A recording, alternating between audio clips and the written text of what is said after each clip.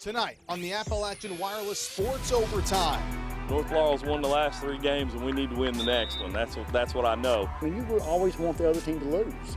So I think that, there's not a lot of riding the fence for both teams. I think you're either 4-1 and you don't like the other one, period. Our first game of the week takes us to London for the first Priority Bowl between city rivals North Laurel and South Laurel. The top 2 teams in the mountains, number 1 Pulaski County and number 2 Southwestern, open their seasons in the Don Marshall Bowl. And how about some good old-fashioned hate to get your high school football season started? Number 5 Bell County welcomes into Log Mountain county rival Middlesboro. My name is Josh Ratliff, and Sports Overtime starts now.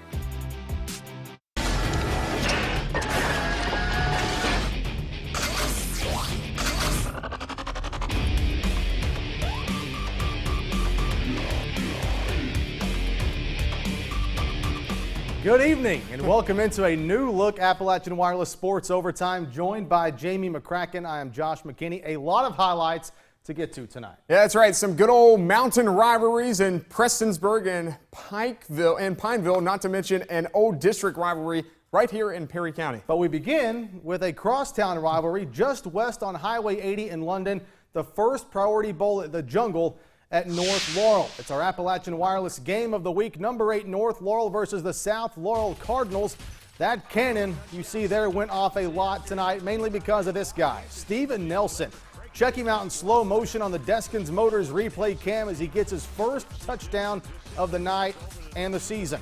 Later on in the first, Cole McCorder now running the option, and he opts to take this one straight to the house for 6, 14-0 Jaguars. Not really an option. You got to score a touchdown. Nearing the end of the first, Nelson takes the handoff for his second score of the night.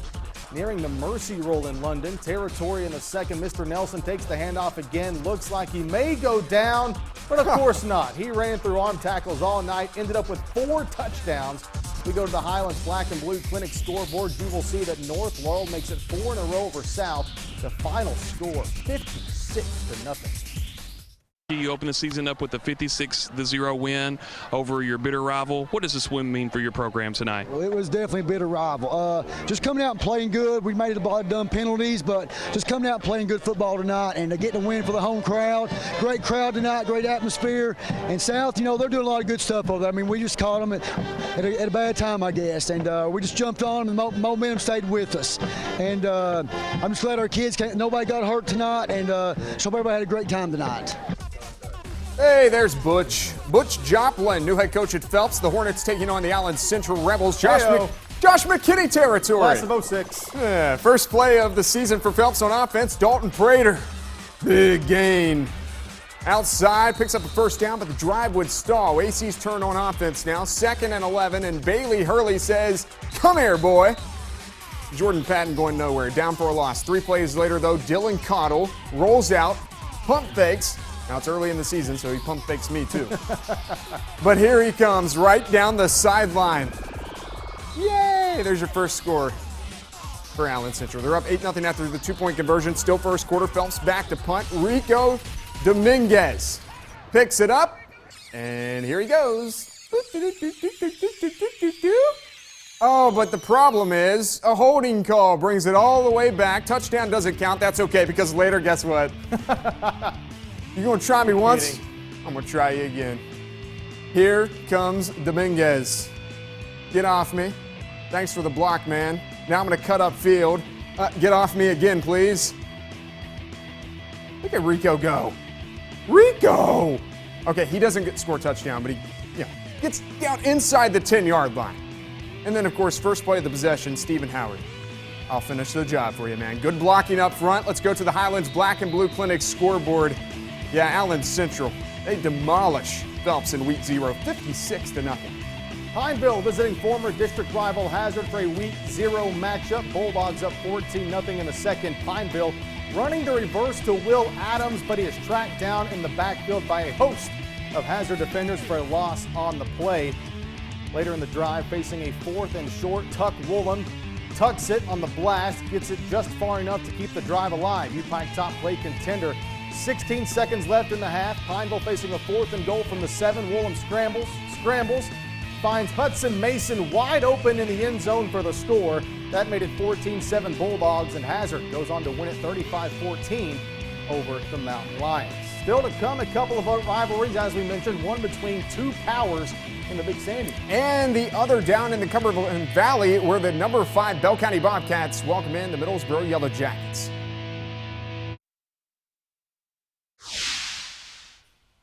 Time now for the Fans in the Stands t-shirt toss-out, sponsored by Eastern Kentucky University. East Perry Elementary we go. Perry County Central fans excited to see the season get underway. The first for the Commodores under head coach Tom Larkey, my sidekick Haley Minogue helping me out with that one. We'll have highlights of Perry Central and Lynn Camp a little later in the show. Our Fans in the Stands, sponsored by Eastern Kentucky University. Haley Minogue, nice arm. All right, for the last 2 seasons, Middlesboro has had Bell County's number. The Bobcats tonight looking to get back on top of this rivalry. Middlesboro winning 2 straight. Bell County hosting the Borough on the new turf up there at Log Mountain, Josh. Looks nice. Very nice. All right, first offensive drive of the night, Trayton Humfleet. Get off me, 10 yards out, plows one defender. It's 7-0 Bobcats. That isn't all from Humfleet, though. This kid had a night. Touchdown number 2, touchdown number 3. Goodness. Hey, give it to him again. Touchdown number 4. Jeez. Yeah, we're still in the first half. Have yourself a night, Trayton. Goodness. Middlesboro was able to string together some third down conversions, though, and a touchdown late in the game. It was quarterback Chase Elliott around the left side. It wasn't enough, though. Bobcats, as we go to the Highlands Black and Blue Clinic scoreboard, they win this one. They win the crosstown rivalry 41-7 after losing to the Jackets the last 2 seasons. Perry Central hosting Lynn Camp, the debut of Tom Larkey with the Commodores.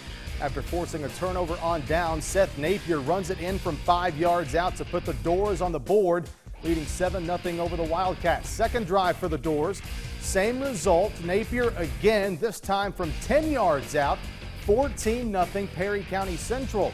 Ensuing drive for the Wildcats, facing a 3rd and long. Quarterback scramble picks up a chunk of yards, however the drive would stall on a turnover on downs yet again for Lynn Camp. So what does Perry Central do? Give it to Napier.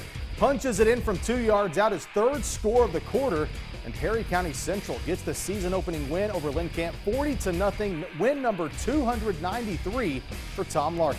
Napier and Humfleet doing work. Hey, sing it with me. I'm proud to be an American. I am too, but I'm not going to sing. Zach Patrick rocking the red, white, and blue. The John Paul Chapman era starting in Knott Central tonight. They're taking on East Ridge. Game time at 14 at the half. We go to the 3rd quarter. Disclaimer, yes, this is actually Knott Central football. And they're throwing it. Cameron Jones, he throws it out there, a little bubble scream, and here goes the very next play. Jones chucking it. Dalton Cornett. Both toes in. You don't really need both toes in high school. 23 yards on the hookup. Knott Central leads 21-14. Next possession, Jones. Not as good this time. Paul Grigsby picks it off for East Ridge, but Knott Central would win on a go-ahead touchdown catch by Cornett with a minute to go. 4th TD of the night for him. Knott wins 33-28. Cameron Jones 13 of 19 for 215 yards and 4 touchdowns. 2 Big Sandy rivals getting together. Prestonsburg hosting Pikeville. We start with a U-Pike top play contender. How about this for a return to Black Cat Stadium? Chatlin Gerald, the former Black Cat, 99 yards on the opening kickoff, and just like that, 7-0 Panthers. Staying in the first, Pikeville ball, but it will be Black Cat after Paul Stanley with a tackle forcing the fumble. Prestonsburg takes possession. Late in the first, back with the Panthers. In the red zone, Derek Pugh runs it in for 6. 12-0 Pikeville. To the second, Black Cats defense not giving up. They stop Anthony Vanderbeck from getting the first down. Prestonsburg, though, trails by 14 at home. Still in the second quarter, Panthers give it to Pugh. Goes for a little stroll, picks up a first down and a couple more.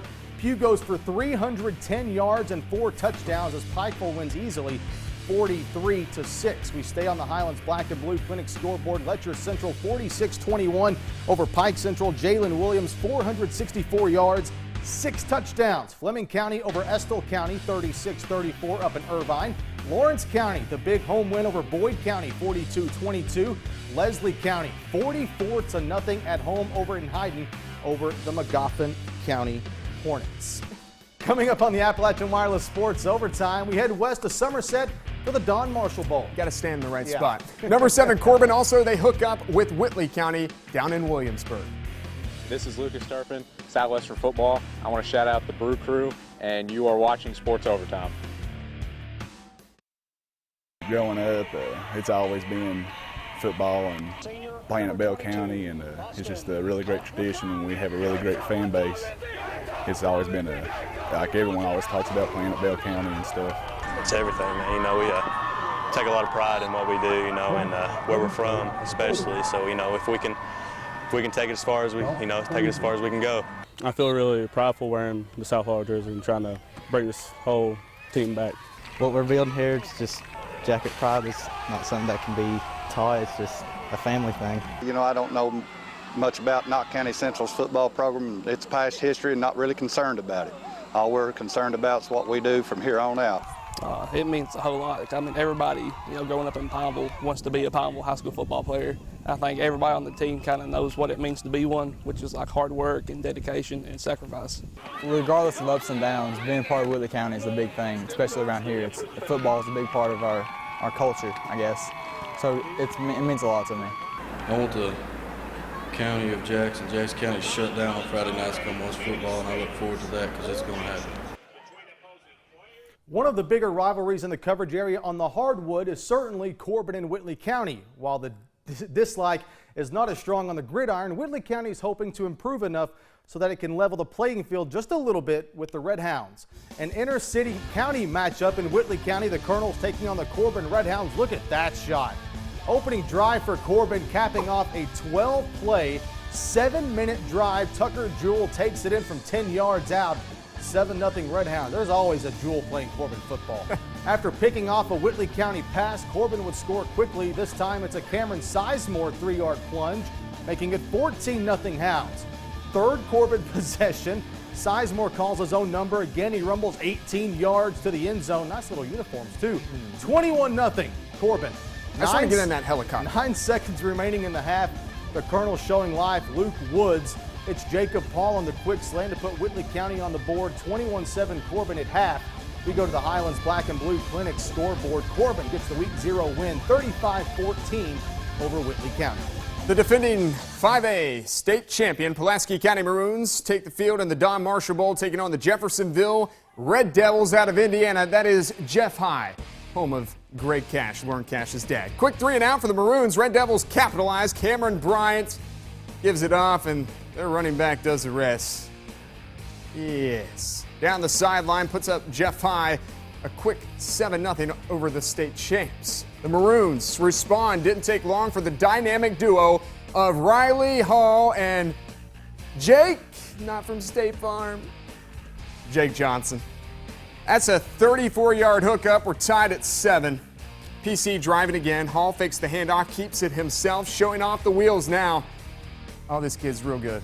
14-7, Pulaski County leads, and Pulaski County opens its season with a win, and they put up the points tonight, 64-26, the final over Jeffersonville, Indiana. Somerset Briar Jumper fans fired up for some football, ready to see Robbie Lucas and Somerset start off the season with a win. Somerset driving. Quarterback Castle Hatcher scrambles around, decides to keep it, goes all the way down inside the 1-yard line of Mason County. That sets up this play. Welcome back, Jordan Doan.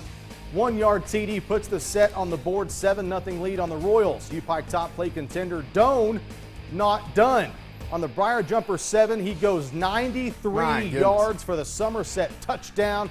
My goodness, did the Jumpers miss this scat back last year. Southwestern now misses him. 13-0 after 1 quarter, and the Somerset Briar Jumpers would get the impressive win at home, 33-6 the final over the Mason County Royals. Let's stick to the Highlands Black and Blue Clinic scoreboard tonight. Lexington Christian defeats the Class 1A state runner-up last year in Williamsburg, 51-0. Next score is Paintsville. The Tigers go in Sheldon Clark and defeat the Cardinals 46-12 over at South Floyd. They defeat BETSY LAYNE 38-20. And McCreary Central all over Jenkins tonight, 46-6. So the Cavs get Week 0 off with a loss. Much more to come on the Appalachian Wireless Sports Overtime, but as we go to break, here's a look at the first Alice Lloyd College Mountain Top 10 of the 2015 season.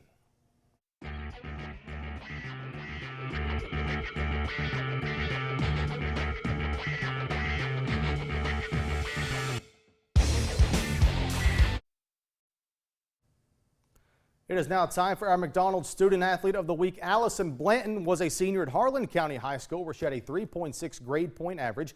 She was a member of the tennis team as well as the Harlan County Choir and Student Council. She was also a member of the Beta Club and the National Honor Society. Congratulations, Allison, our McDonald's Student Athlete of the Week. Now for our Long John Silver's catch of the day. Cameron Jones of Knott Central. He's a freshman. He could be really good. Chucking it up 23 yards to Dalton Cornet. Take another look. He gets both feet in. You only need one for high school. Show off. Show off. What a joke. He had 4 touchdowns, so that's pretty good. Time now to get you set for this weekend's high school action with the Saturday Slate. Just stole your line. Sponsored all season long by Union College. A couple of top 10 teams opening their seasons tomorrow. Number 9, Shelby Valley, and number 6, Knox Central. Go ahead, steal my line again. The Panthers opened their season in Richmond at Madison Central in the Roy Kidd Bowl against the Bryan Station Defenders. Having won the program's first district since 1975, the players of the Panthers understand the work and effort it takes to get back to that point again this season.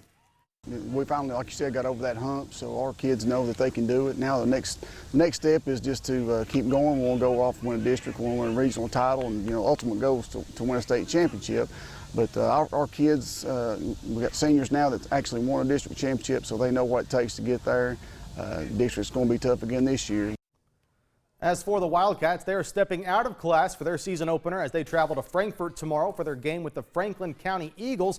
A lot of excitement in Robinson Creek about this Shelby Valley team, especially with its entire backfield returning. Head coach Eric Ratliff says because of that, they can focus on fine-tuning their offense. When you got all those kids that have played and you got your starters back, you know your base package is in. But what we're doing right now is just to clean that up, to try to work on small details, and you know, like our offense is a lot of deception. So we want to be with our mesh points in the backfield. We want them cleaned up, and we work a little bit every day after practice. Our backs stay late, 15 or 20 minutes working on small details, footwork, just being our mesh points, or carrying out fakes, which is huge. Also kicking off its season tomorrow is Clay County. The Tigers ushering in the Justin Combs era on the road in Moorhead against the Vikings of Rowling County. Kickoff is set for 7:30 p.m. The Tigers are looking to win back-to-back season openers for the first time since 2006 and 2007. Real quick, Southwestern currently leads Harlan County 43-0 in the Don Marshall Bowl entering the fourth quarter. And former Cumberland's pitcher Mike Fires, no-hitter. 3-0 win. The Astros defeat the Los Angeles Dodgers. Congrats to him. Well, there you go. The first Appalachian Wireless Sports Overtime. Saturday night? No, that's tomorrow. I forgot about that. We're getting of the season. The first Sports Overtime Saturday night of the year. Tomorrow. That is tomorrow. Are you going to dance for me? No. All right. We'll have highlights from Richmond and Frankfort as Knox Central and Shelby Valley open their seasons. Josh McKinney will be there, and we will preview the college football season as well. Come join Lauren Cash and I. Jamie and Lauren will be here tomorrow, so you will want to check it out. And we will dance. From everyone in our sports and production departments, have a good night.